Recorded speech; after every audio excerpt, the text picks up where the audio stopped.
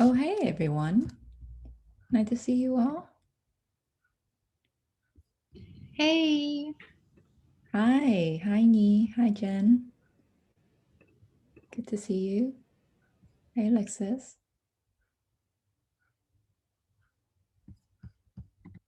Hi, Carolyn. Oh, Amanda. Oh, hello. Hello.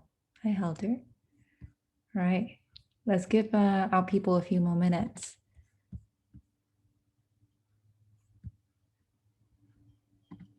Jen is logging on. Hey, Jen. Hello, thank you. How are you? Good, thank you. Yeah, keeping super busy. You? Yeah, same. It's been a, you know, accelerated new year for sure. Yes, accelerated is a good word. Yeah, exactly. Can't complain. Yeah. Thank you for hosting this. Yeah, no, thanks for being here. It's always good to know that people are interested in what you have to say. So Yeah, you have a let's, good audience. yeah, let's see how we do. We're supposed to have a good audience today, so let's give them a few minutes. Where's everybody calling from? Jen, where are you calling from? Seattle area. Okay, Yeah. very cool.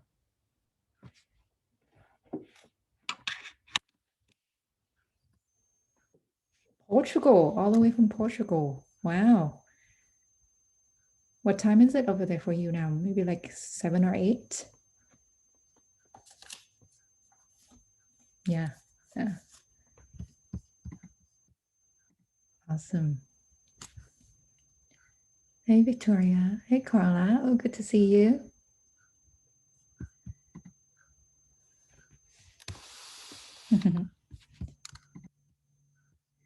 Cool. It's going to be a fun session.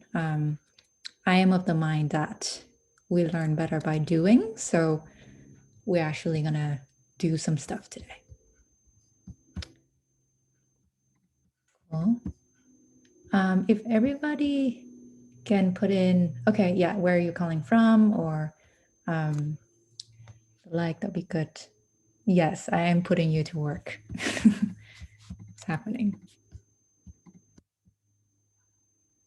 Denver, yeah, for sure. A lot of people are moving to Denver. It's beautiful out there.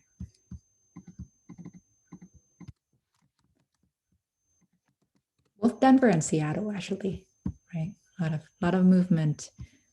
Real estate is high.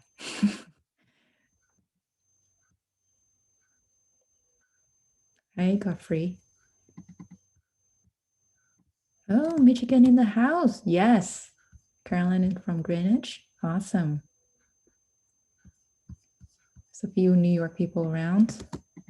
Hey, Jesse. Good to see you. hi too. How are you? Yeah, doing well, thanks. Good. So this is a mix of um, entrepreneurs, designers, enthusiasts. Um, yeah, I'm excited. Cool. Let's give a few more minutes. Hi, Bina, Francesca. Hi. Awesome.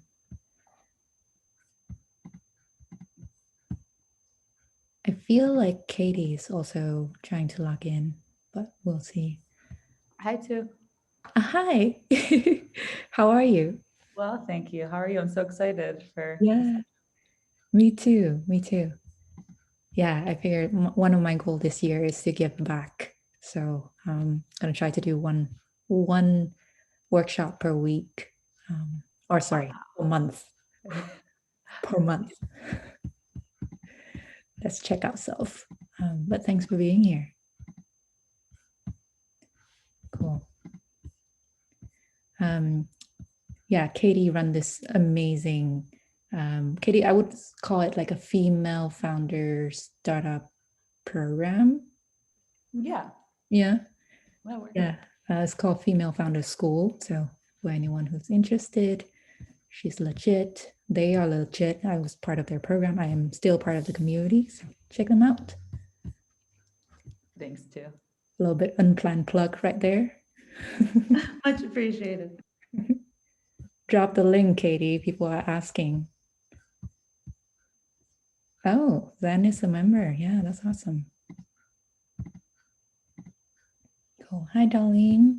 Nice to see you. Cool. We'll wait 1 more minute and then we'll get cracking because I have content that I can share with you. So let's make the most of the time that we have.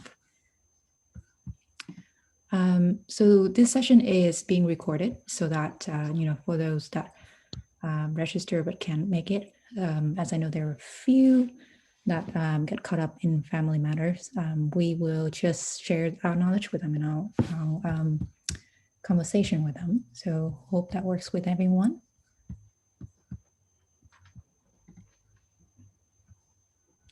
Cool. So let me share my screen really quick.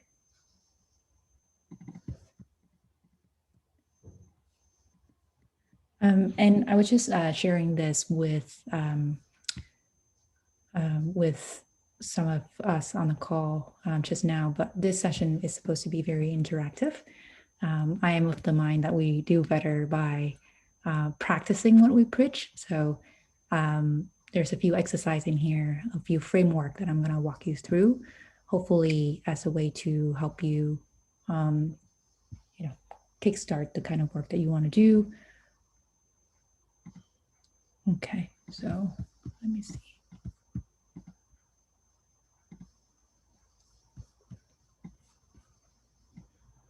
Can you see my slide, but not my note?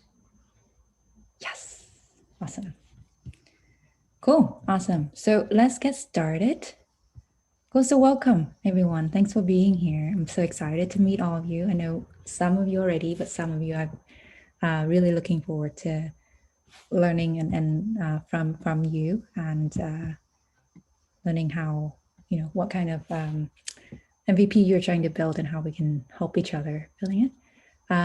So I already asked you all to put in the chat like where you're from, but it will be really good for me as well to know what industry or what kind of ideas and what space that you're interested in. So if anybody want to share that as well, that would be awesome. Cool. Yeah, for sure. I actually, I don't know if everyone had a chance to see the survey that I sent out to people, but we get a good in true user research fashion. We sent out the survey to ask, what are you trying to accomplish from this session? And had a good, a range of responses of what we want to address. I think a lot of it was around help me define and kickstart the MVP process in a way that would save me a lot of time, resource, money down the line, and help me begin to bring it to market. So I tailored this presentation and this workshop directly to that. So cool, awesome. So what we are going to do is I'll tell you a very short, sweet description of what I do and what I'm about. So my background is a blend of design and business. So I went to design school, but then I also went to business school because, like many of you, I have a dream to start my own startup, own my own business. And so I wanted to have that experience and be able to talk that language. Spent the last 10 years in New York, working in design and digital strategy, and have a host of experience from big enterprise client, the like of BCG, all the way down to startup. In the last 4 years, I've started 2 startups of my own, and still am running one, Tayloroo. And in my free time, if it ever exists, I teach. I try to share my knowledge. Is how more I phrase it. So currently, I am an adjunct faculty at MICA. So I'm teaching UX business is what my specialty is. So excited to share with you today. The intention and the purpose of this session really is a reflection. I have failed a lot. I have failed so much. I'm still failing every day, but I also have learned a lot through that process.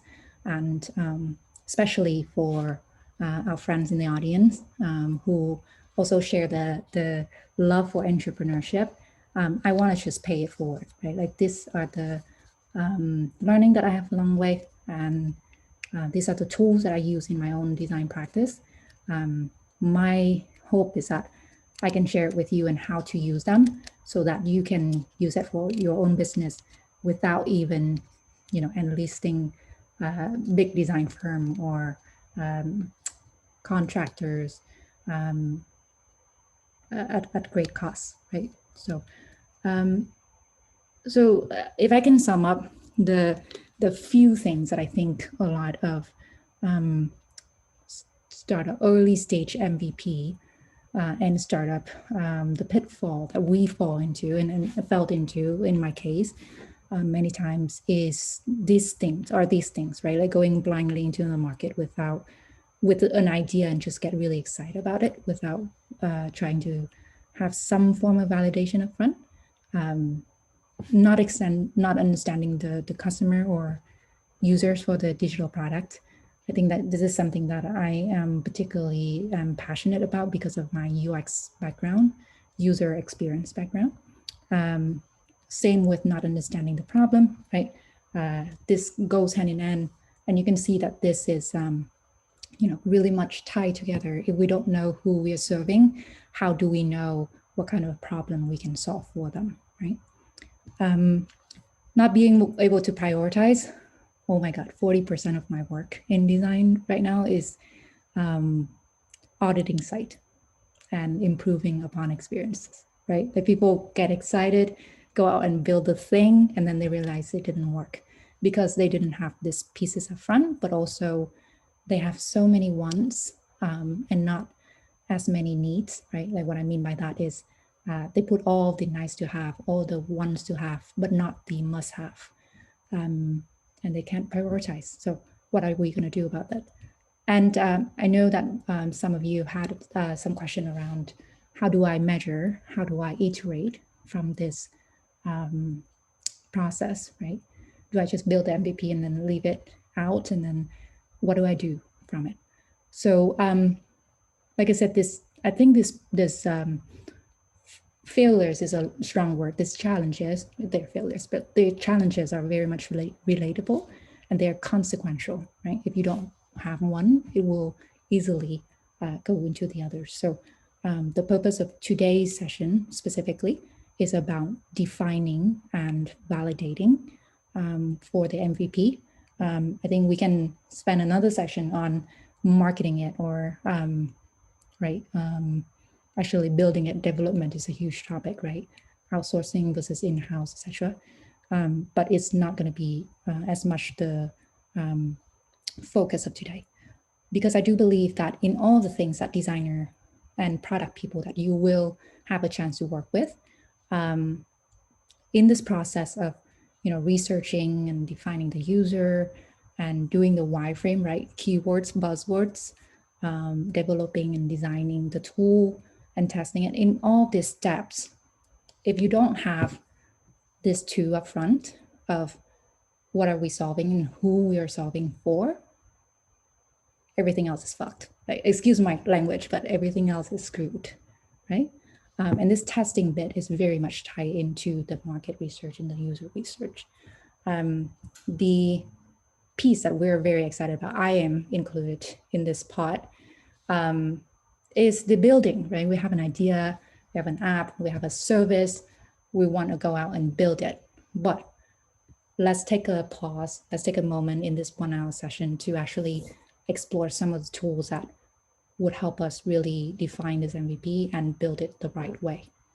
So if you have pen and paper, I would encourage you to have them handy, because like I said, nothing like listening to me droning on.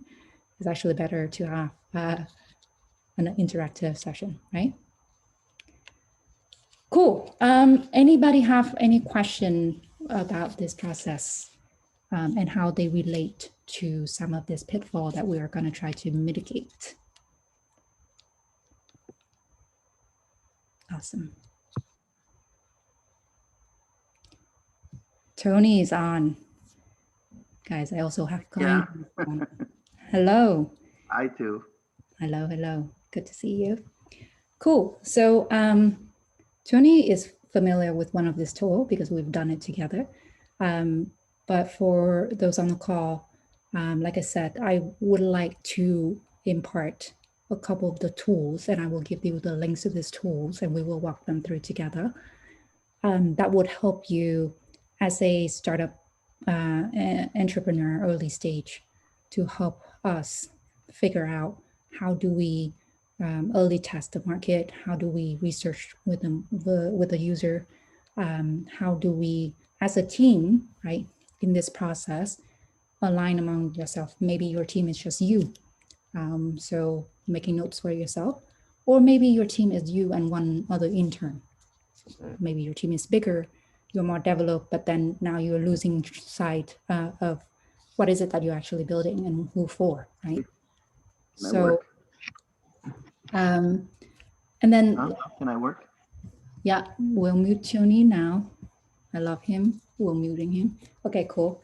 And then the UX ROI we might get to. If we don't, I still have included it at the end of the presentation.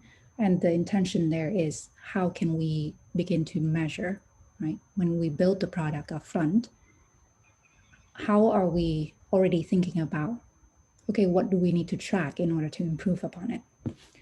Because the Sarah, a quick question. Will you by chance be going over how, say, if you're like outsourcing the creation of the MVP, if somebody else is physically building it for you, are you going to be going over ways to creatively fund that building? I mean, obviously startups at that phase aren't going to have a whole lot of capital available to build that.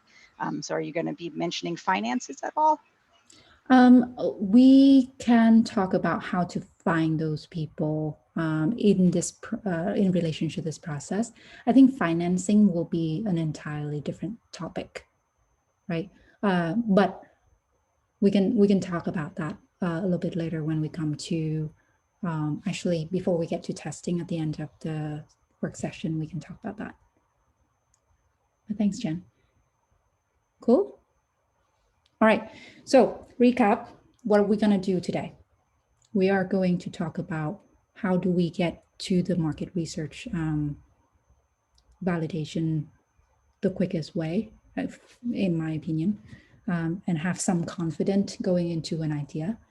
We'll talk about how we get to some of the user insight from our customer so that we know that we are actually creating for the people that will be using it, right, with them, not just for them.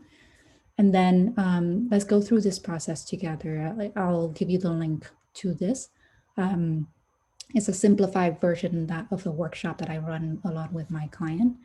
And it's proven to be very effective in pinning down who we're creating for, what problem do they have, what kind of steps in their journey that we can influence, and what are the features, prioritization exercise that we can do. And then last but not least, again, touching on some of the metrics that we should be thinking about in incorporating into our MVP. Sounds good? Okay, awesome. So simply put, I am now convinced that I will not start another project until I get the first 100 emails signed up on a landing page, right? That is just a non-compromise thing for me. And it can be just as simple as a landing page that you put on your Squarespace or your Wix. It takes $12 a month, maybe even that, and say it has 3 pieces of information that needs to be there. What do we do? Even if the idea is just roughly defined, why you should be interested, so the user or the customer, and of course you would be interested. So here's a place for you to put in your email, right? Like come from a perspective of confidence and know that you're bringing value. But if you get 100 of these people signing up, I believe that is your MVP right there, right? The first MVP of the first MVP. If you don't have that, I would advise that you don't even start building the product. I've gotten a lot of advice of, oh, but maybe, my product is very out there, it's very new, it's not existing yet. So I need to create my product so that I can describe it to my customer. No, that's a waste of time, right? I think really you can, if you can't describe it in words of what you're trying to do, then maybe ones need to spend more time on finessing that idea.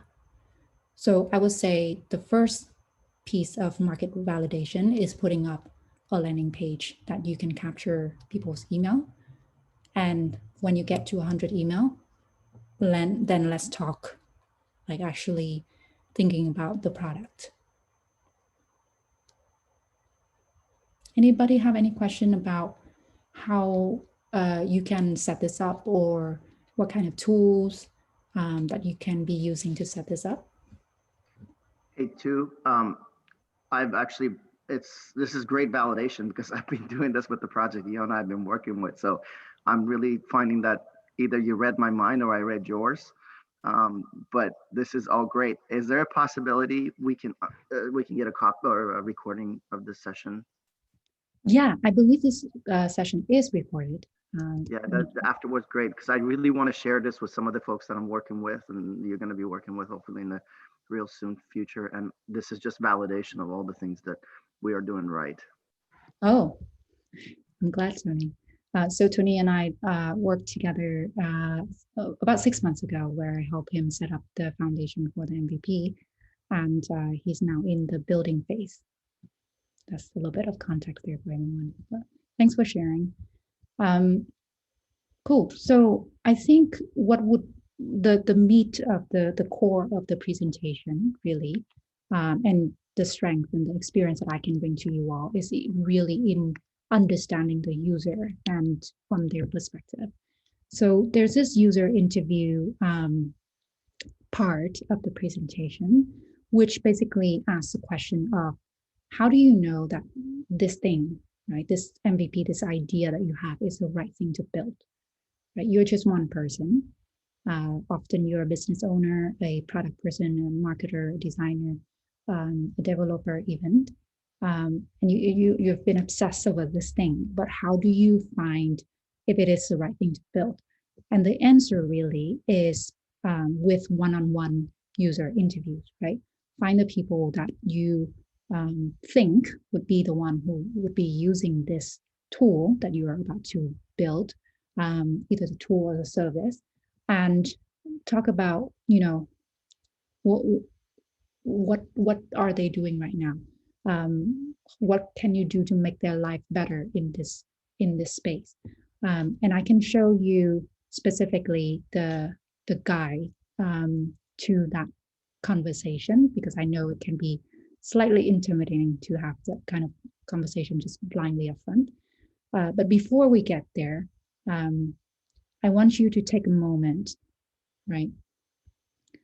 Think about the idea that you're building, and think about, okay, if I need to go out and talk to a few people in my network about this idea or about this space, this problem that I'm trying to solve, I want you to answer some of these questions.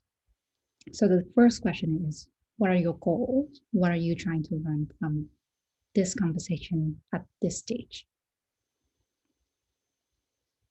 So take a minute, right? Put down some pen and paper and write down an answer to that.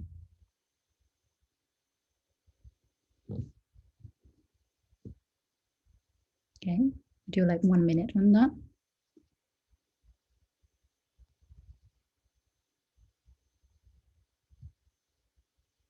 What are your goals? What are you trying to learn?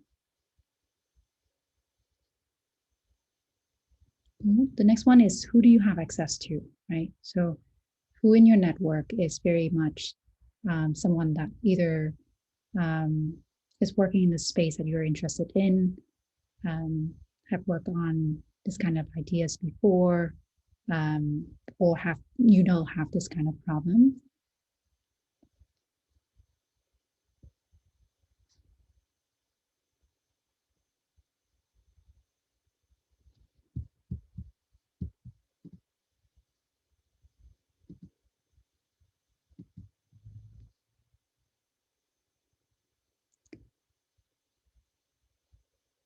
I think the goal for this really is, even if you have 3 people that you can think of and write down their name of, hey, I'm gonna reach out to Carla, Francesca and Tony, right? And I want to reach out to them because XYZ. Okay. Everybody good? Cool. The next one is, which question will you use in the interview? We'll go more into this, but I think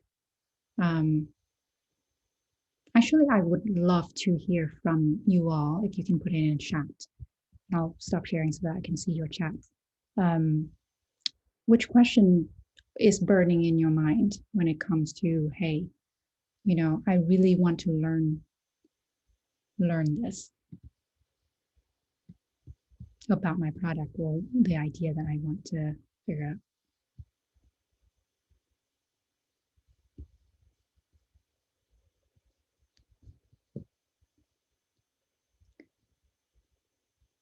How to not lead the people, yeah.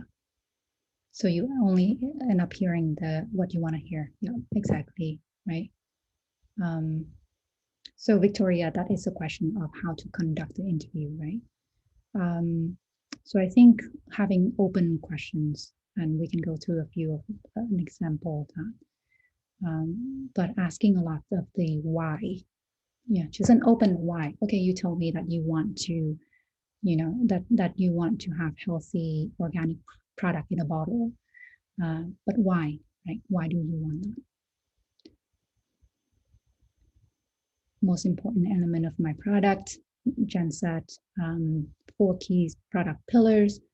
I'd like to understand which is the most important to them. Yeah, exactly. So get them to actually say, okay, what is the problem that they have?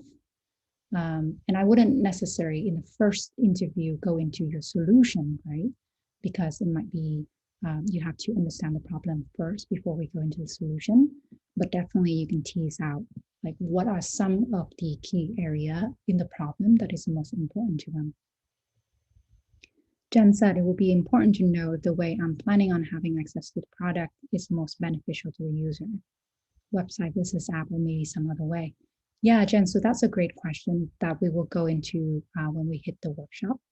But definitely the methods of delivery. Yeah, same, right? What tool they are using already to solve their problem, and how to improve upon those solutions, for sure. Seeing how a simple landing page would read like. So Godfrey, I honestly think there's no point in reinventing the wheel, right? So check out Squarespace, check out Wix. They have a lot of templates already, and you can easily get your landing page up in 10 minutes. And that's why I think it's so important and kind of a non-negotiable that you should have that first and get that 100 sign up before starting anyway. Okay, and Darlene is going specifically in materials, right? Would it make a difference, right? So Darlene, I did a very deep user interview program, I guess, multi-session with people when was trying to launch my brand Tailoroo as a e-tailoring business, right? So definitely it doesn't need to only be digital products in this kind of question that you can ask. If your product is a service, a fashion brand, whatever that is, really the intention is to ask questions and learn more. Great. So all good questions, right? Like you're thinking about this. You're thinking about okay, what do I need to know more, right? What are my assumptions and what do I need to know more? How do you plan to capture learnings and how do you plan to use this insight? So I think that is a good segue to this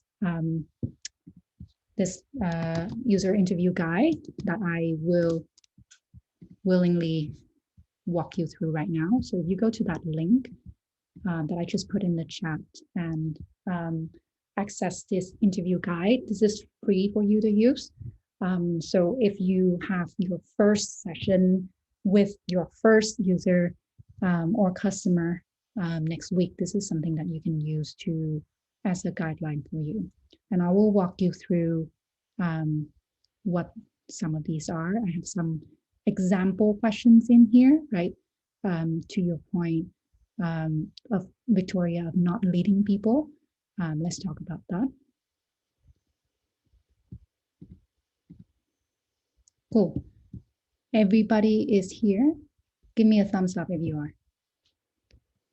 Also, I love faces. So if you can put your video on, I mean, that's always feels nice. Okay, thank you. I appreciate the icons as well. Cool. So user interview guide. This is what designers, product designers, such as myself, use for user interviews. And I've actually simplified it quite a bit so that you yourself can just take this document, fill them out a little bit, and use it for yourself. Yeah. So the structure of this is, and the intention of this document is to help guide you in the interview. It is to help you when you are talking to, whether it's one person or 10 people, that you're learning are coming from the same place, right? You're asking the same question, you're following the same process, so that the insight that you get from those interviews are weighted the same. They have the same integrity, right? So imagine if I I talked to two people and I asked them two different questions. I asked, you know, isn't it great that you can use an app to find dog owners around you so that your dogs can play together, right? Versus if I ask someone else to say, how do you right now find dog owners around your area to, you know, so that your dogs can play together? One question, Victoria, to your point, is very leading. Isn't it great? Well, of course it's great. Like who say no to that? Unless they are an introvert, but, you know, different topic. The second question is, what are the ways that you are learning, or what are the way that you are finding people right now? And that just open up to so many more, you know, options or learning of understanding the problem and how they are solving it. So, you know, Jen and Yi, right, and even Jen Yi, just understanding the kind of potential tools and solutions that they are looking to solve that problem, and how do you even compete with those solutions and make them better. So the structure of this, I will go through it very quickly. Context is, what is the space what you're trying to solve? Initial assumption, this bit is about what needs to be true for your idea to be working, right? So what needs to be true for Uber is that people need to be safe. People need to feel safe enough to get into another person's car, for example. What needs to be true for Airbnb is that, you know, again, safety is one issue, but also people would be willing to pay for an authentic experience or local experience, right? So figuring out what are some of the assumptions that would have to be true for your idea and your business to succeed. Be honest, right? This document is for you. So if you want to take a moment, again, take out your pen and paper. I think as it is fresh in your mind right now, jot down 3 assumptions that would have to be true in order for your idea and your business to succeed.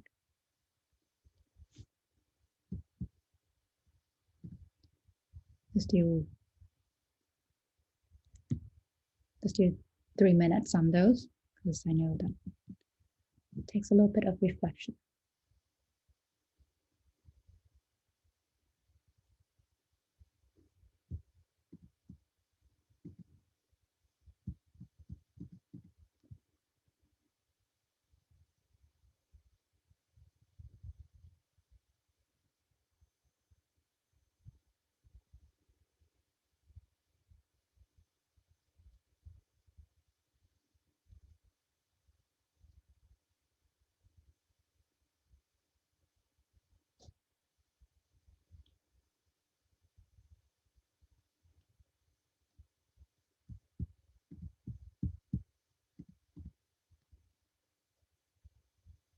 Cool. And if anybody have like an assumption that they are willing to share in the chat,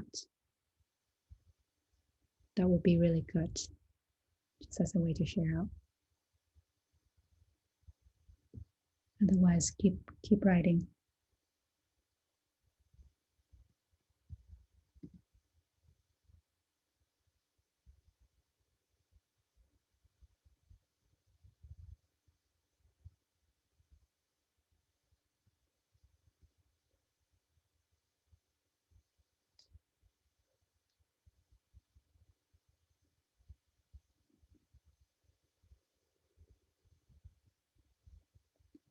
Cool, do one more minute. How do you go about recruiting people for interview? Victoria, thank you for that. So the easiest way is to tap into your network first, because I think as entrepreneur, myself included, we're protective of our idea, and we're a little bit gentle with it at first. So I would recommend that we reach out to the people in our area first, in our network first. But then if you really want to target specific profession, right, specific type of user, that's when you would, you know, recruit them through maybe a small Google form survey, where you can say, I'm looking for these people. Can you fill out a few questions if you're interested in, you know, talking to me? People are generally very generous with their time, especially during this interesting time that we're quarantined. Would, you know, go out and share it with different Slack group, and you'll likely get a few responses that way. If you have a question about that, I'm happy to follow up as well. Yep, no worries. Yeah, Jennifer is saying industrial discharger needs to be causing problem for wasteland treatment utility. Wastewater utility need to want to resolve. My smart water process as a service needs to be fulfilled that utility needs. Okay, great. So even looking at this assumption, I can start to see, right, what potentially is your the problem that you're trying to solve. Time's up. And the potential solution as well. So that's quite good. But yeah, the assumption is for you, right? It's for your business, it's for your idea. Feel free to share, but you don't have to. But those assumptions very quickly will come into, okay, I have this assumption and I need to learn more about them, right? I need to see if they're true or not, basically. So it lends itself to, I'm gonna zoom in. Y'all can't see this chat bubble, right? Because I need to, no? Okay, cool. Assume as it will land into the objective, right? What am I trying to learn? And the common goal, common learnings are, I need to understand who am I serving, right? So use this document as if this is your true start north, right? I need to understand the problem or the behavior, how they are, maybe in this case of Jennifer, how they are dealing with wastewater or purifying water right now, right? I need to understand the factor that motivates or demotivate them. So is it price? Is it access? Is it ease? And the goal in this whole entire user interview process is for us to listen, right? So I think, someone asked a question of not asking leading question is not about, look at my idea, look how cool is it, and don't you agree?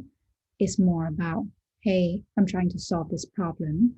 Can you tell me more about it?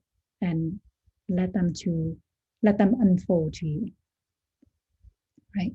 So I would encourage us to not describe or talk about the solution at all in this kind of call, just focusing on what problem you're trying to solve.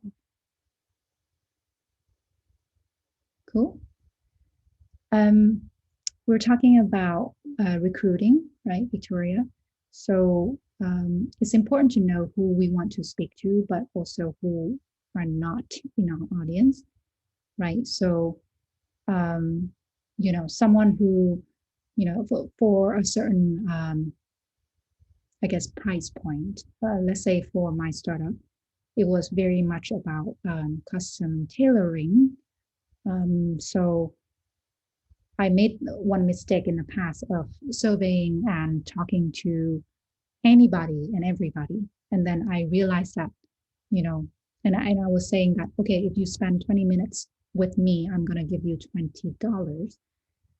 But what I found was that because I did that, I gave that $20 as an incentive. A lot of the people that I got was college students who would not be able to afford custom tailoring anyway, right? So it will be important to think about who are not in our audience. Cool. And then down here, when you're ready, I would just encourage us to put down a few questions that you're going to use in every conversation, right? The first set is always, hi, my name is, Jen. I'm looking to solve a problem in this X space. Thank you for your time. Let's talk. There's no right or wrong answer, right? Ease them into it. May we record audio for the session. And, really this last point is for you to look back after if you wanted to.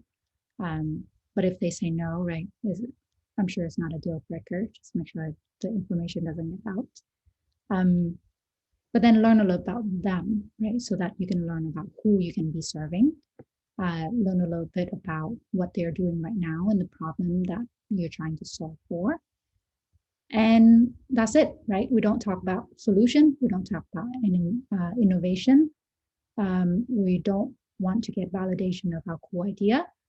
We're just going to wrap up with, is there anything that you would like to share? Anyone else I should be speaking to, right? Opening up that pool of people that we can be speaking to, and opening up to them actually being your future customer, right? We should be open to getting updates. Cool. So this template is up there for you to use if you decided to go and have this one-on-one conversation. I can tell you that one conversation out of, with a person in your audience will help you tremendously in defining what it is that you actually should be building.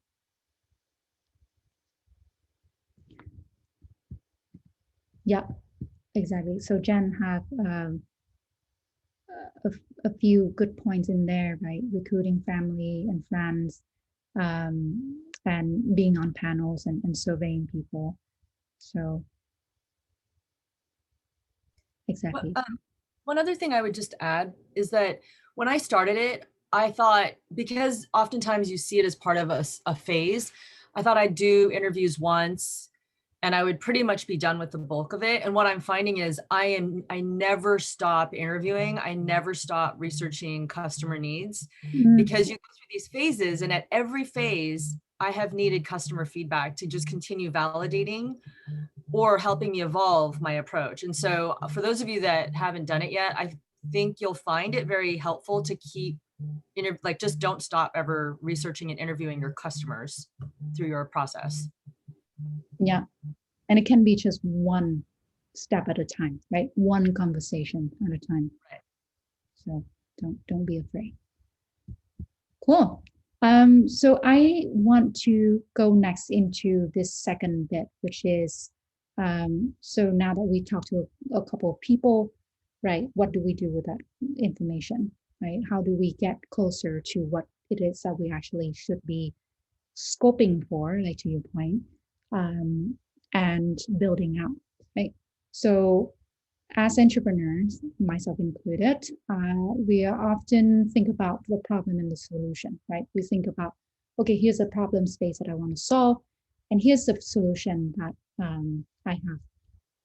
Most often, we have a solution first, and then we go find the problem, which is the wrong about way to do it. What we're trying to do in this session actually is to say, okay, let's pause for a minute. Let's talk about what problem we're trying to solve by interviewing people and understanding their problems that they're trying to solve. Let's note it out some of the assumption, right? Remember when we have upfront some of this bit of what is it, what needs to be true for this idea, this business to solve this problem. And then we can talk about solution. So the second one that I want to share with you that you can use is this workshop here. So I'm going to put this in the chat. Again, go to that link and you will get to, I put the link to our collective here because then you can always refer back and, you know, learn, well, what is it that I'm looking at before diving into the workshop. But following that link, you should get to an interactive template that I'm showing you on screen here. Let me know when everybody's there. Give me a thumbs up, icon or otherwise. Visiting hippopotamus is on there. That's great. Cool. Oh, everybody, it's great. Awesome.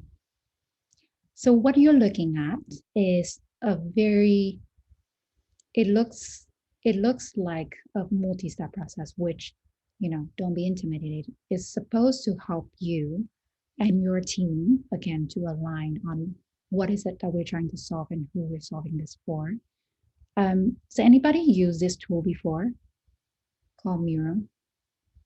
Yeah, it's totally okay that you haven't used it before, by the way. If you haven't used it before, it's kind of fun. You can click anywhere and that will create a sticker. Try it.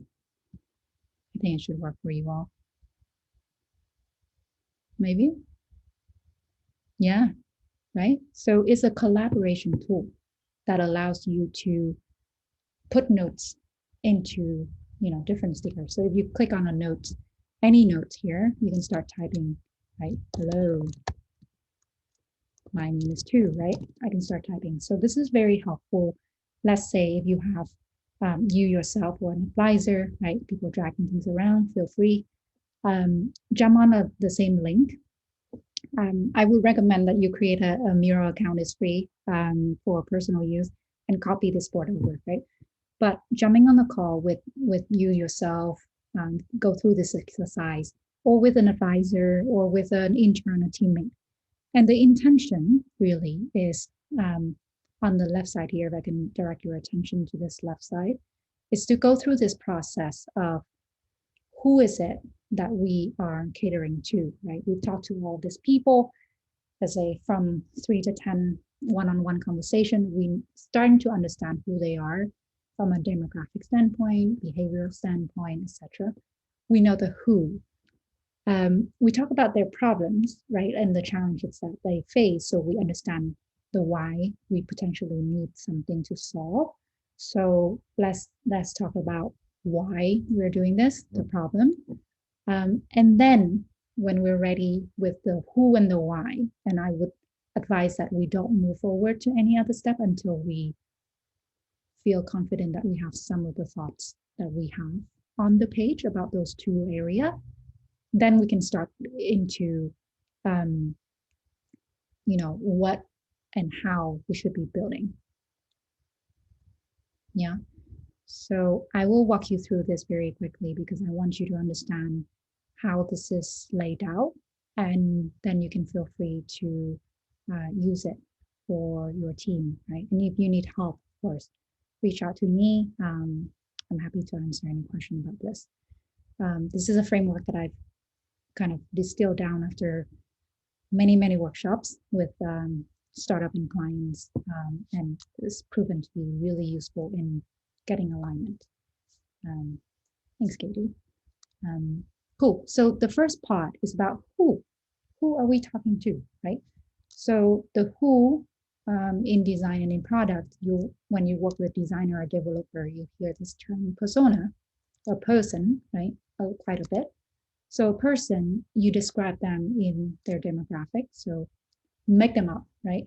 This is a person that is, in the 35 years old, describing myself at this point, female designer, live in New York, married, no kids, own a home, right?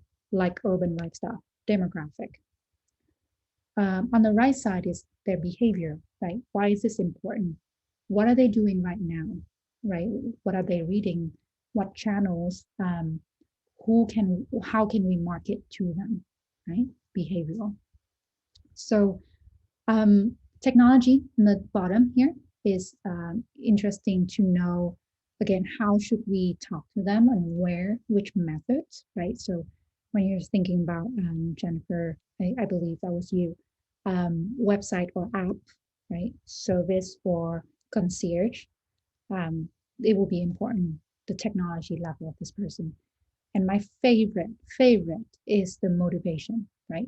What drives them to use this or to solve this problem and use this potential service? So question around what actually is, what drive them? Is it cost? Is it access? Is it ease, right? Saving time? What are their motivations? And again, a lot of this information you can make up if, without talking to anybody, but it will be just one data point from yourself. So you run the risk of creating this solution for yourself versus if you do the interviews up front, you can then actually come in and say, this is the summary of a lot of the conversation that I've had. Do anyone have any question about this mini session? Is this all making sense? I feel like I talk design all day and I need to gut check with you all. Yeah. For me, it's making sense. I just wondered, is this part of the deck because this is a different way of mapping. I didn't do it this way in Miro, but I really love this one also. Yeah, it is in the deck. So yeah, I put the link on here for you all to use. So feel free to, again, like I said, copy this over and don't go sell it, right? But use it for your own setup. Thank you. Of course. Okay, so now that you know the who, right? I'll go through the other part really quickly and leave some room for questions. I'll also show you some of the other area that I include in the deck that we may schedule a follow-up if you all are interested. But the second area is about what problem, right? Again, coming from your user interview, what problem are you solving for this user? And there's this very interesting exercise of why, just asking why deeper and deeper until you get to a feature, right? So this is where we are allowed to think about the feature or the product that we'll be building. But it's only useful if we start with a problem that someone told us in the interview, and then we start asking, even for ourselves, well, why she's saying that she needs a way to move around. Well, why she's saying that she needs to do it with an application and not actually go rent a bike and do it. Why is it that it needs to be an application on the phone? Why is it that it needs to be easy, convenient, and instant, right? And then suddenly you end up with a Uber-like feature of I need a way to track my driver on a map that is instantaneous, right? So you start with a user problem, you drive deeper, deeper, deeper into the why, and then you arrive at the feature. Does this make sense? And the reason why the feature here is important at the end of this long string of asking why is so that you can really tie each feature back to the problem, back to the persona that we've done in the left, on the left, so that you have a reason for every feature that you want to build, right? Nobody wants wasteful product, especially us entrepreneurs. We don't have the resources or time. So we need to make sure that everything that we create actually solve a problem for an actual person. If you need help on, if this is like, oh, I don't know what really exactly the problem, a secondary way to go about it is to say, okay, what are the journey, what are the steps, what are the behavior that this person go through on a day-to-day basis of moving from point A to point B, in the case of the Uber example that we're talking about, that I can map out. And let's talk about the problem that tied to it and the feature that would help solve it, right? So this is an alternative way to help you arrive at the problem and the feature. And last but not least, this, my friends, is something that is very hard for entrepreneurs to do, is determining what to include in the MVP and what's not to include in the MVP. It is about prioritization, right? So once you've done some of these feature mapping tied to problem on the left, you'll start seeing a bunch of features that you want. The next step and the final step in this process of defining the scope of the MVP, right? Building that first MVP feature list is to say, okay, so I can drag each of these features into this quadrant of impact versus effort. Now, what does that mean? Impact here is the impact that we would have for our customer, for our audience, right? High impact means it will make a huge difference in their life. Low impact means not. Effort is the effort it would take our team to build it, right? So something like an instantaneous map feature might be a high effort, high impact feature. Something like a, call the driver would be a low effort, high impact, right? I'm roughly categorizing them, but what you want to tackle is this quadrant first, right? What is the low hanging fruit effort features that you can build for your first MVP? You can go and scope it out. That would have the highest impact on your audience. Make sense? Cool. Anyone have any more question about how to use really this framework that we're talking about here? I just want to thank you because this hour, that actually just solved a problem I was trying to figure out, which I'm at the MVP stage of trying to identify what to build first. And we were struggling with how to define that. And I think that chart you just showed me is a great exercise. We haven't done it. So thank you for sharing that. I think that's going to help us. Awesome. Yeah. Thank you, Jen. Thanks for sharing that. I hope that will go well. But if you need me, of course, reach out. And for everybody else as well. So I think that's it for our presentation. What I have included in the back end of this, of course, there's a how to get in touch with me. But I put in some bonus content. Woohoo! Surprise, right? In translating risk into opportunity. So talking with investor, building your deck, being mindful of the metrics that you want to start tracking. So this slide is probably the highlight of that metric conversation, meaning how do you tie some of the UX metric, UX meaning the design and product metric that we've been talking about here, into kind of business process, and such as, you know, awareness, engagement, conversion, customer support. And even further, if you want to read more about this topic of, you know, understanding the user and the problem upfront, which is the focus of this talk, we have included a few links here as well for you. I think the next few workshop will probably build on this process. So I think actually, now that I have you all on the call, right, based of this conversation that we've had today, what other topics that you would be interested in hearing more and learning more about? Yeah, Jennifer, here you go.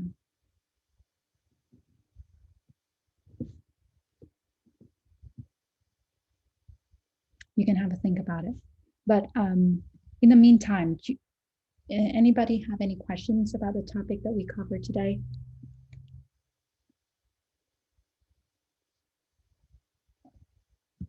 Costing out, yep.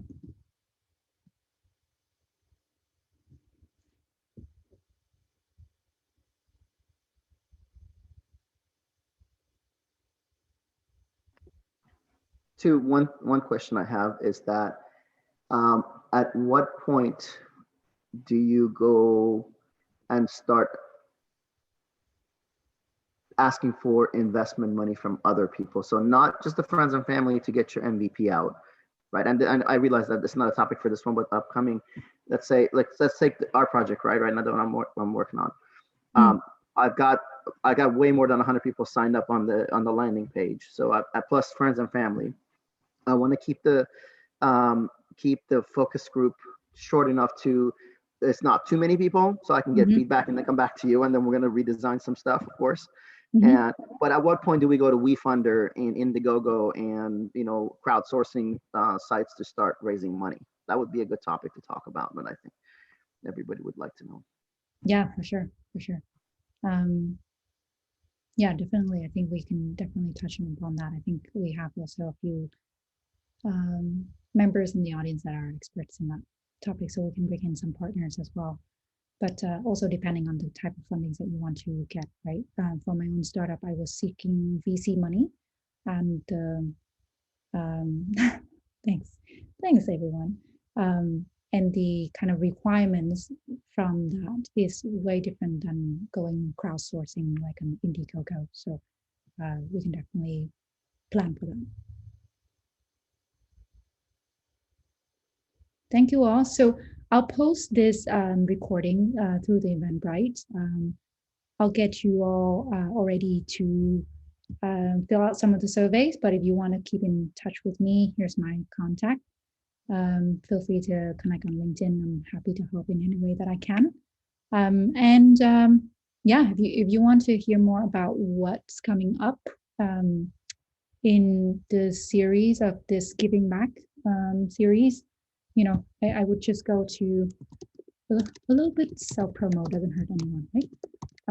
But this is how I ask people to put in your email address of some sort so that we can get you on our list. So when we do capture more events and the like, you know, we can keep you updated. Cool. That's right, angel investor, for sure. Depending on what you want to do, because I think crowdsourcing, for those who need to drop, feel free, it's good to see you all, but for those who want to discuss this, feel free to stay. But I think I was, you know, I was exploring crowdfunding as well, and I find that for product that have social effects, crowdfunding is actually so good, right? Because you're actually building momentum and get buy-in from the community that you want to sell to. Oh, definitely. Cool. Well, thanks everyone. Thanks for taking the time. Hope that was useful. And let's talk soon. Yeah.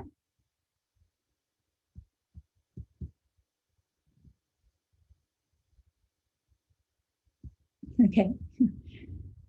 Good to see you. Thanks again.